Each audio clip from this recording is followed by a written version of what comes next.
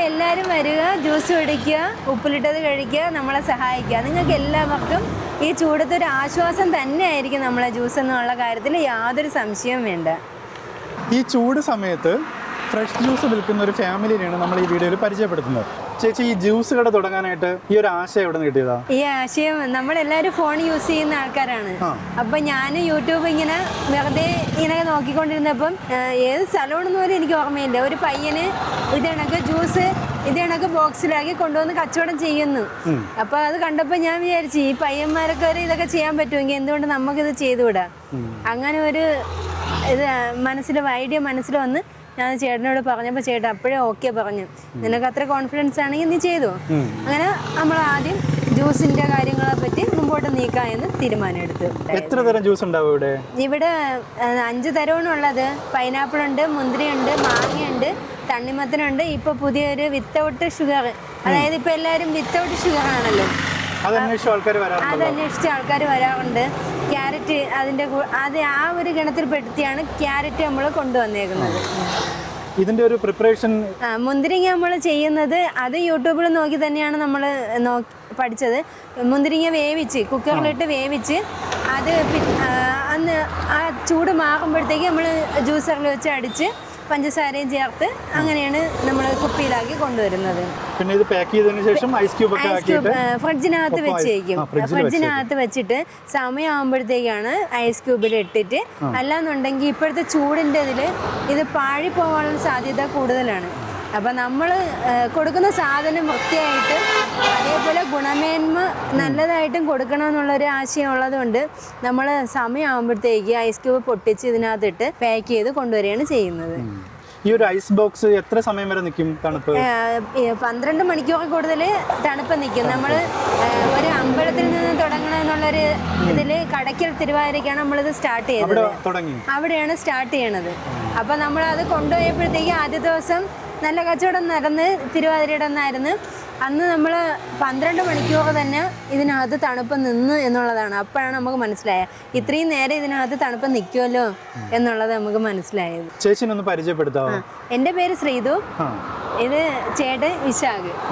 നമ്മൾ രണ്ടുപേരും കൂടി ചേർന്നാണ് പരിപാടികളെല്ലാം തുടങ്ങുന്നത്. ഈ ഒരു ലൊക്കേഷൻ പറയുവാണെങ്കിൽ കറക്റ്റ് ആയിട്ട് വരണമെങ്കിൽ എം സി റോഡിൽ കിളമാനൂര് പൊരുന്തമണ്ണും മധ്യത്തിൽ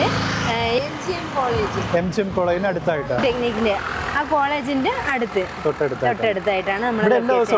എല്ലാ ദിവസവും ഉണ്ടാവും. രാവിലെ നമ്മൾ 11:30 ആകുമ്പോഴത്തേക്ക് എല്ലാം കൂടെ എടുത്ത് വരാനുള്ള സമയം 11:30 മണിയാവും. 11:30 മണി തൊട്ട് വൈകുന്നേരം 3-3:30 മണി വരെ എന്തായാലും ഇവിടെ ഉണ്ടാവും.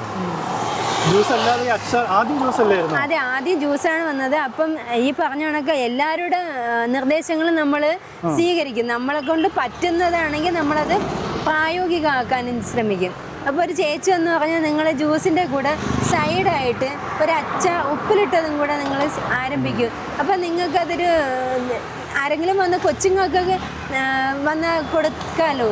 അങ്ങനെയാണ് നമ്മൾ ഉപ്പിലിട്ടതും കൂടെ സ്റ്റാർട്ട് ചെയ്തത്. വാങ്ങിക്കാനും ശരിക്കും കൊച്ചുങ്ങളാണ് വരുന്നത്. കൊച്ചുങ്ങൾ വന്ന് നല്ല സപ്പോർട്ടാണ്. മക്കളൊക്കെ വന്നാൽ ഇവിടെ വന്നിരുന്ന് ഇതെന്നുള്ളിൽ പറക്കി തിന്ന് അപ്പുറത്തെ കടയിൽ നിന്ന് സാധനങ്ങൾ വാങ്ങിച്ച് നമുക്കും കൊണ്ട് തന്ന് അതും തിന്ന് അങ്ങനെ ഇവിടെ ഇരുന്ന് കാര്യങ്ങളൊക്കെ പറഞ്ഞിട്ട് മക്കൾ പോകും. അത്രയ്ക്ക് സഹകരണമുള്ള മക്കളാണ് ഇവിടെ ഉള്ളത്. വേറെ എന്തെങ്കിലും ജ്യൂസ് ഐറ്റം ഉൾക്കൊള്ളിക്കാൻ പ്ലാൻ ഉണ്ടോ?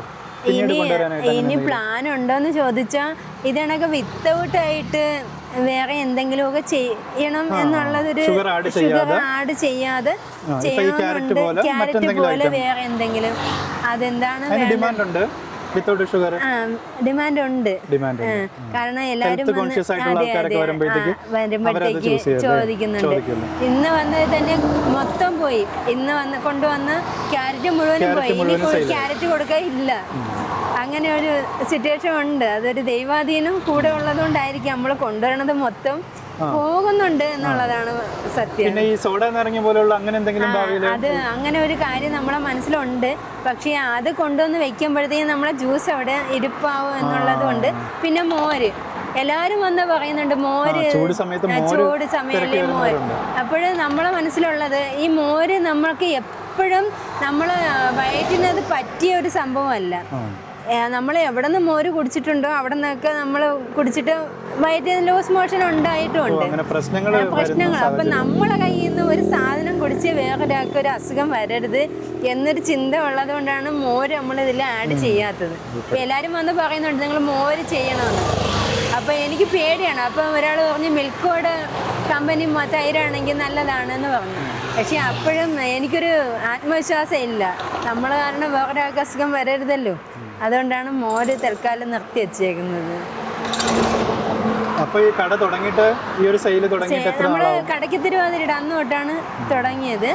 പിന്നെ ഇന്ന് ഇത്രയും നേരം നാളെ വരെ ഉണ്ട്. ഇനി അങ്ങോട്ട് ലാസ്റ്റ് ഉത്സവത്തിന്റെ ആദ്യ തിരുവാതിരയുടെ ഫെബ്രുവരി 23-ാം തീയതി.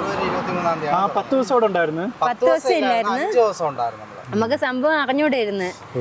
കടയ്ക്ക് തിരുവാതിരയ്ക്ക് മാത്രമേ ആള് വരൂ എന്നുള്ളൊരു ചിന്തയിലാണ് നമ്മൾ അവിടെ കൊണ്ടുപോയത്. പക്ഷേ അതിൻ്റെ പിന്നെ വരുന്ന പ്രോഗ്രാമിൽ ആള് വരുമെന്നുള്ളത് നമ്മളൊരു കൂട്ടുകാരൻ പറഞ്ഞാണ്, നമ്മൾ രാകേഷ് എന്ന് പറയുന്ന കൂട്ടുകാരൻ പറഞ്ഞാണ് നമ്മൾ അറിയണത്. അങ്ങനെ 2 ദിവസം അവിടെ ഉണ്ടായിരുന്നു. കുതിര നിർമ്മിക്കുമല്ലോ വലിയ ആ കുതിരയുടെ വീഡിയോ നമ്മൾ തയ്യാറാക്കാനായിട്ട് അവിടെ ഉണ്ടായിരുന്നു 2 ദിവസം. രാത്രി തങ്ങിയില്ല, പകല് മാത്രം. കുതിര കെട്ടുന്നതിന്റെ വീഡിയോ തയ്യാറാക്കാനായിട്ട് അവിടെ ഉണ്ടായിരുന്നു. അതായത് നമുക്ക് ഐസ് ബോക്സ് കിട്ടാനുള്ള താമസം ഉണ്ടായിരുന്നു. ഇതെവിടെന്നാ കളക്ട് ചെയ്തത്? നമ്മള് ഫ്ലിപ്കാർട്ടിൽ നിന്ന് ഓർഡർ ചെയ്ത് എടുക്കണേ ഇതാ. അപ്പൊ നമ്മള് ഇവിടെ പുതിയ അമ്പലത്തിൽ തുടങ്ങാമെന്നും പറഞ്ഞാണ് പ്ലാൻ ചെയ്തിരുന്നത്. അപ്പൊ നമുക്ക് ഐസ് ബോക്സ് വന്നില്ല. അതുകൊണ്ട് ഏതെങ്കിലും ഒരു അമ്പലത്തിൽ നിന്ന് തുടങ്ങണം എന്നുള്ളൊരു ഭയങ്കര ആഗ്രഹമായിരുന്നു.